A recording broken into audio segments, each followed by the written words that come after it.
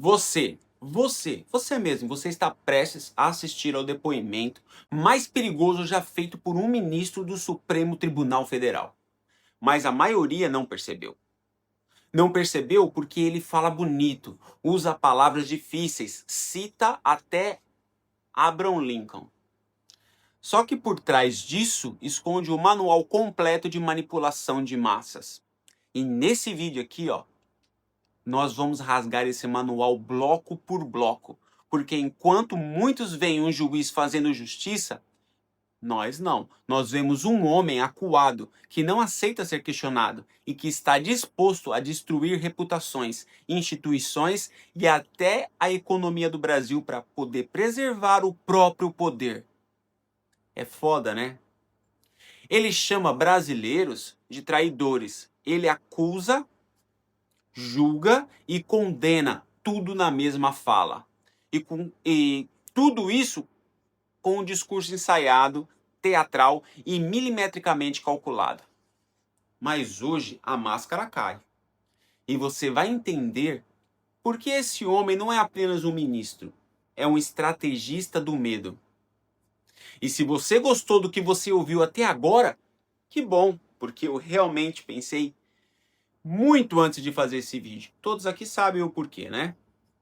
Assista o vídeo até o final e você vai entender e aprender todas as técnicas usadas pelo Alexandre de Moraes. Eu vou revelar tudo, vou abrir os seus olhos.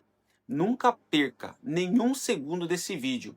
Se o assunto é manipulação, lógico que eu tenho que expor para vocês. E seja muito bem-vindo, já se inscreve no canal, deixa o seu like, escreve, compartilha, ativa o sininho, faz de tudo. E também me segue aonde? Lá no Instagram, no @Walter_Gomes_X. No Instagram eu mostro a minha vida aqui nos Estados Unidos e muito mais novidades. Aqui no canal eu te ensino a enxergar nas entrelinhas e o meu foco é o seu crescimento pessoal. Com técnicas que eu sei que você precisa ter estômago para poder prosseguir. Mas eu gosto sempre que você se faça uma pergunta antes de qualquer coisa. Abram aspas, editor. Você quer ser rico ou você quer ser amado? Fecham aspas. Outra coisa muito importante de lembrar é que eu não sigo o politicamente correto. E às vezes eu me expresso um pouco mais forte. Ainda mais hoje falando do Alexandre de Moraes. Mas se você se importa com palavrões, me perdoa, foca no conteúdo que vai dar tudo certo. Agora, se você realmente se importa com isso, foda-se. Porque a partir desse momento você está nos bastidores. O jogo do poder e dos negócios. Bora pro vídeo? Roda a vinheta, papai!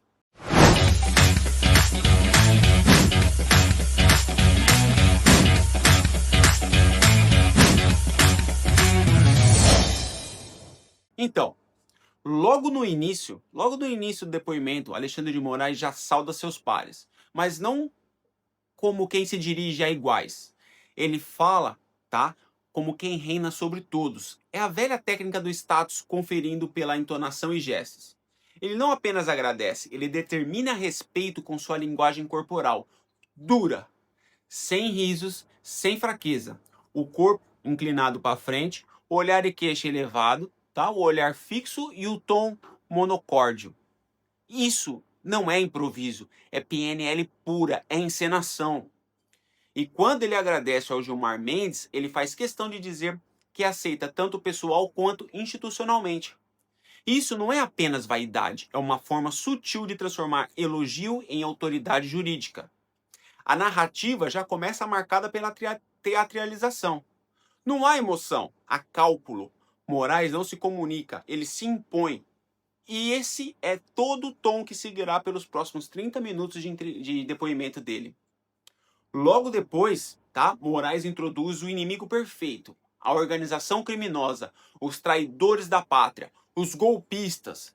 Ele não apresenta nomes, ele não apresenta provas, ele não descreve ações específicas, mas usa palavras que causam medo coletivo. Covarde, traiçoeiro, organização criminosa, milicianos digitais, pseudo-patriotas, pseudo-jornalistas. Tudo isso serve a um propósito clássico, justificar o endurecimento institucional. E o que ele faz é exatamente o que George Orwell alertava em 1984. Crie um inimigo interno e externo, e você pode fazer qualquer coisa em nome da segurança.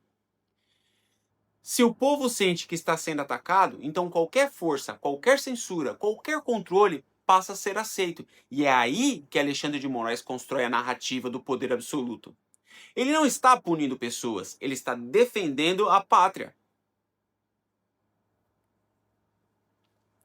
Nesse trecho do depoimento, Alexandre de Moraes começa a listar números, tá?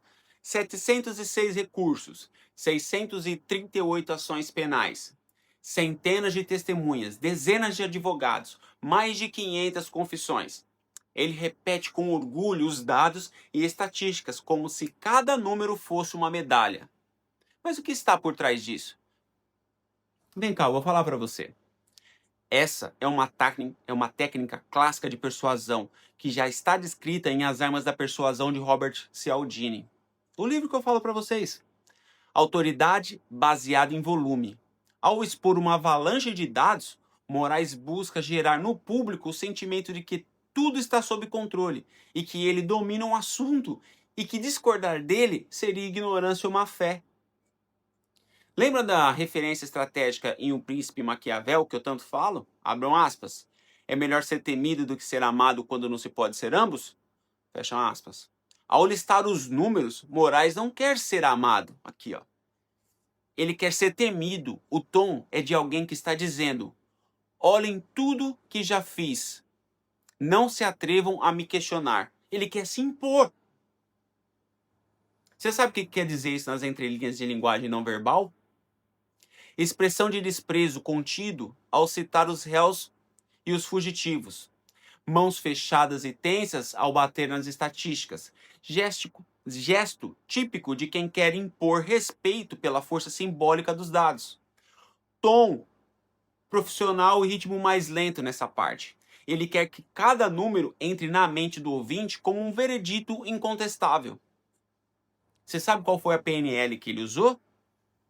Esse é um exemplo direto de âncora de autoridade. Ao repetir números de forma enfática, ele ancora a ideia de que tudo já foi analisado e decidido.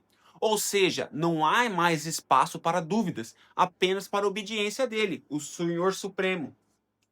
Mas quando os números se tornam escudos, é porque a verdade já não pode se defender sozinha. Em um dos momentos mais reveladores do depoimento, Alexandre de Moraes inverte o jogo. Ele acusa aqueles que saíram do Brasil, cidadãos, trabalhadores, famílias, de ser os responsáveis pela taxação de 50% imposta pelos Estados Unidos. Então quer dizer que eu sou responsável pela incompetência dele. Segundo ele, são essas pessoas que fugiram e agora atacam o país lá de fora. Mas vamos ser claros, pelo amor de Deus. O responsável direto por toda essa crise diplomática se chama Alexandre de Moraes. O homem que persegue, acusa e julga com parcialidade descarada. A cobrança de Trump só surgiu porque o judiciário brasileiro ultrapassou todos os limites da soberania e dos direitos humanos, caralho. E agora, quando o mundo começa a reagir, ele aponta dedo pro povo. Socialista é sempre assim, sempre quer achar um culpado. O que Moraes está fazendo aqui é uma tática bem conhecida da esquerda radical: transferência de culpa coletiva. Culpa o povo, os adversários, os exilados, os comunicadores, qualquer um é culpado, menos ele. É o mesmo script usado por regimes autoritários em toda a porra da história, caralho. O Lula faz isso 24 horas por dia. E o ego é seu inimigo? Abram aspas. A culpa externa é a forma mais rápida de proteger o próprio ego. Fecham aspas. Moraes se apresenta como vítima. Ele está sendo atacado, caluniado, perseguido por organizações criminosas. Mas essa vitimização não é espontânea, é ensaiada para poder gerar empatia, justificar ações autoritárias e calar críticas legítimas. Você sabe o que a linguagem corporal dele fala nesse trecho? Rosto tenso, mandíbula travada, gesto com o dedo, tá? Enriste ao falar aqueles que fugiram. Tenta parecer firme, mas transmite irritação emocional real. Típico de quem perdeu o controle psicológico da narrativa. Porra, ele, lógico que ele tá louco, ele meteu o dedo do meio pra torcida do Corinthians, caralho. Quando o juiz aponta o dedo pro povo, é porque ele já abandonou a toga e vestiu o manto da vingança. Alguém aqui tem dúvida? Alexandre de Moraes não se contenta em aplicar a lei. Ele acusa, rotula, condena, tudo ao mesmo tempo. Em seu depoimento, ele chama os acusados de organização criminosa, mesmo antes de qualquer julgamento ser concluído. O que isso quer dizer? Isso não é um deslize. Isso é um ataque frontal ao princípio da imparcialidade. Ou alguém aqui acha que ele é imparcial? Um juiz que já tem lado, que já tem opinião formada, que julga antes de ouvir, não é juiz. É militante, caralho. É executor. Em O Príncipe de Maquiavel, abram aspas, a aparência de virtude é mais útil que a virtude em si. Moraes veste a aparência da justiça, mas por trás dela há o desejo, o anseio pela vingança. Ele repete que está combatendo milicianos digitais e golpistas usando palavras carregadas de emoção para poder fixar na mente do público uma imagem demonizada dos seus alvos. Mesmo sem julgamento, mesmo sem provas apresentadas publicamente. É a técnica da culpa por associação, a mesma usada em regimes de censura. É só vocês estudarem um pouquinho, dá um Google. Hoje não precisa mais dar um Google, faz um chat GPT. Em As Armas da Persuasão, de Robert Cialdini, abram aspas. Quando algo é repetido com segurança e autoridade, o público tende a aceitar como verdade, mesmo que não haja evidência concreta, fecham aspas. Sabe qual foi a linguagem não verbal nesse bloco? Sobrancelhas franzidas e expressão de desprezo ao usar termos como milicianos. Gestos de mão com a palma virada para baixo, sinal típico de controle e superioridade. O tom de voz sobe de forma irregular, mistura irritação, mal contida com desejo de se impor. É só vocês ir lá assistir o vídeo, está disponível no YouTube. Quebra da neutralidade judicial é gritante. Um juiz de verdade não bate no peito, não faz campanha, não se vangloria. Quando o juiz decide antes do julgamento, o tribunal se torna um palco. E a justiça, um roteiro de vingança. Vejam só.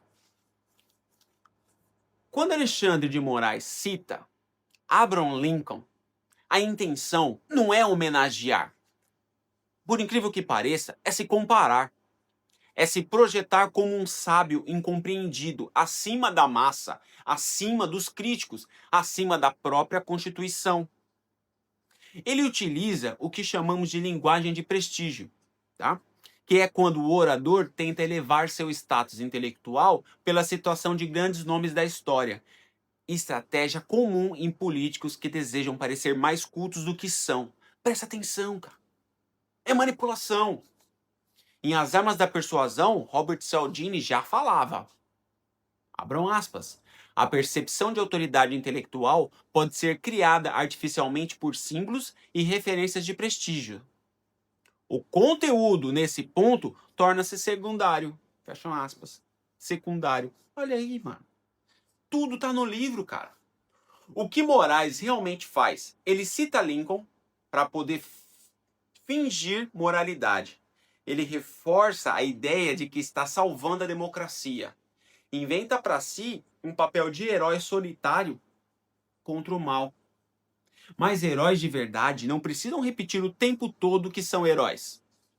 Quem precisa gritar o tempo todo sobre Estado Democrático de Direito geralmente está escondendo o oposto. Já falei para vocês. Começou a usar muito a palavra democracia, Estado Democrático de Direito. Meu, ele tá te enganando.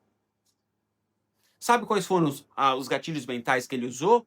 Gatilho de superioridade. Repetição de ideias elevadas para poder parecer inalcançável. Gatilho de autoridade simbólica. Referências históricas para poder bloquear críticas.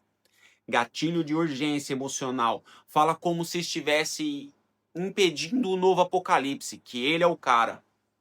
Linguagem não verbal, olhar fixo na câmera com o queixo levemente elevado, sinal clássico de arrogância controlada. Tom de voz pausado, teatral nas citações. Quer que cada palavra soe como verdade incontestável. Viu? Não é difícil. O excesso de citações não é sabedoria, é a porra de uma armadura intelectual para poder blindar a narrativa. Quem pensa pela própria cabeça não precisa ficar se escondendo atrás de nomes mortos, caralho. Quem precisa vestir a capa dos gigantes é porque tem medo de mostrar a sua verdadeira estatura. Já pararam para pensar? Quem falou isso? Eu. Quando eu estava escrevendo, eu falei, ó. Então vamos lá. Em determinado momento, Alexandre de Moraes, ele afirma que está enfrentando uma organização criminosa. Mas aqui está o problema. Nenhuma dessas pessoas foram julgadas ou foi julgada. Ele acusa antes do julgamento, classifica antes da investigação ser finalizada, condena moralmente antes da sentença jurídica. Que porra de juiz é esse, caralho? Você sabe o que Maquiavel falou em O Príncipe? Abram aspas. A aparência de justiça pode ser usada como instrumento de poder, mas quem governa pelo medo não pode reclamar quando os súditos se rebelam. O que está acontecendo essa semana? Fecham aspas. O Congresso se calou. Moraes não age como juiz. Ele age como ator, promotor, carrasco e redator da própria peça. E quando ele chama opositores de golpistas, milicianos, inimigos da democracia, ele pode transformar o poder judicial em palanque de guerra ideológica. Você sabe qual foi a PNL aplicada e os gatilhos que eu identifiquei? Gatilho de generalização. Uma pessoa fugiu do país. Então, todos são traidores. Gatilho do medo. Precisamos agir antes que voltem a atacar. Gatilho da polarização. Ele é um mocinho. Todo o resto é organização criminosa. Sabe qual foi a linguagem corporal? Sobrancelhas cerradas ao falar de seus inimigos. Respiração acelerada e mãos em punho. Um leve tremor na voz quando menciona ataques à democracia. Sinal de emoção intensa, mal controlada. É só vocês assistirem um vídeo. Sabe o que está nas entrelinhas expostas? Se Moraes já considera culpado os que não foram julgados, então para ele, o processo judicial virou formalidade. A sentença já está decidida pela emoção, pela ideologia ou pelo ego. Quando o juiz acusa antes de julgar, a justiça já não é cega, é guiada pela raiva. Enquanto tenta se apresentar como um homem culto, sábio e preparado, Alexandre de Moraes escorrega e muito em sua própria retórica. Não estou de brincadeira. Sabe por quê? Houveram vários erros de português e gramática. Vários. O mais grave não é o erro linguístico, é o erro simbólico. Quando alguém quer se colocar acima da média e começa a citar Abraham Lincoln, dados estatísticos, discursos da ONU e termos rebuscado, mas tropeça em construções básicas da língua, isso revela algo mais profundo. Sabe o que é isso? O ego está falando mais alto que a clareza. O ego é o caralho, irmão. Sabe qual foi a PNL aplicada? Ao usar termos excessivamente técnicos e frases longas, ele cria distância com o povo. Isso é chamado de linguagem de exclusão. Quando comete erros enquanto tenta parecer culto, ele ativa o efeito da dissonância cognitiva. O público sente que tem algo errado, mesmo que não saiba explicar o quê. E o ego é seu inimigo? Abram aspas. O ego é sempre aquele que grita enquanto a verdade fala baixo. Fecham aspas. Sabe quais foram os exemplos de falhas dele? Concordância verbal? Falha em frases como, abram aspas, as ações, elas foram julgadas. Fecham aspas. Uso excessivo de vírgulas que quebram a fluidez do pensamento. Repetições e vícios de linguagem como, abram aspas, como eu sempre digo, eu e pessoalmente, fecham aspas. Tentativas de usar frases de efeito que são deslocadas e pouco naturais, abram aspas. Quando a língua tropeça, é o ego que está correndo demais, fecham aspas. É foda, né? Eu posso até errar, eu me dou esse luxo, mas agora um juiz que fala que ele é o suprassumo, ele é o Deus na Terra, né? Depois, deixa eu voltar pro roteiro.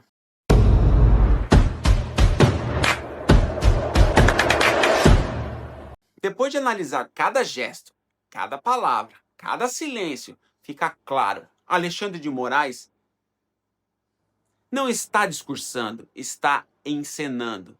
Ele não fala como juiz, ele fala como quem quer aplausos, como quem tenta validar a própria narrativa a qualquer custo. Vamos lembrar, um juiz deve ser imparcial, deve falar pouco e julgar com base nos autos. Mas o que vimos foi um espetáculo, um show de retórica, ego inflamado e ataques travestidos de defesa. Em A Arte da Guerra, de Sun Tzu, ele nos ensina, abram aspas, quando seu inimigo estiver com raiva, provoque-o. Quando quiser dominar, confunda, fecham aspas. E Moraes seguiu o script. Na tala. Sabe qual foi a PNL aplicada e leitura final? Repetição constante de palavras como democracia, soberania, instituições, república. Vai lá, conta quantas vezes ele falou essas palavras, tentando reforçar que ele é a personificação desses valores. Projeção de culpa. Ao culpar os brasileiros no exterior, ele tira o foco de si e da crise interna que ele mesmo ajudou a criar. Glorificação pessoal, citação de números e feitos, tentando ativar a autoridade simbólica. Ele é um zero à esquerda. Quando a toga vira escudo e a caneta vira espada, é hora de perguntar: a justiça está protegendo o povo ou protegendo a si mesma? Diz aí, pode deixar escrito nos comentários. Fiquem com Deus, um abraço. Fui.